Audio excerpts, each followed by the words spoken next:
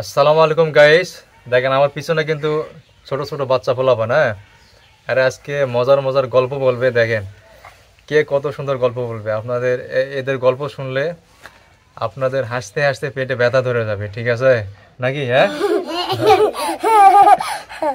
হ্যাঁ, ফা থেকে গল্প করবো নাকি?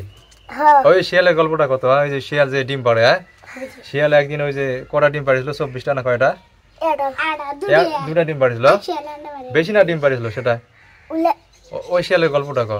ওই শিয়ালগুলা খাসে না, জোরে জোরে গল্প কথা কি হইছে? ওই শিয়ালগুলা খাসে বন্ধুরা। তোরা কে খাইছে শিয়ালগুলা? ওই সাপেরা খাসে, খায় ইয়ারা ইয়ারা ডিম আছে। ওই সাপটা শিয়ালও খাইছে? হ্যাঁ হ্যাঁ, আর একটা ডিম আছে, ওটা কি হইছে? ওটাতে বাচ্চা আছে।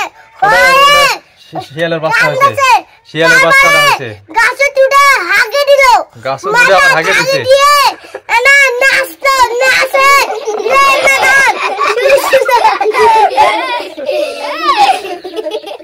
এখন কি করবেন কও? তারপর গল্পটা কি হলো? তারপরে হলো শিয়াল বাবাজি আনা হলো আস্তে আস্তে মরলো। আস্তে আস্তে মরে গেছে। এইরকম গল্প আর কে কবে পারবি? হ্যাঁ আর কে গল্প করবি? নাইম গল্প কবে পারবি? হ্যাঁ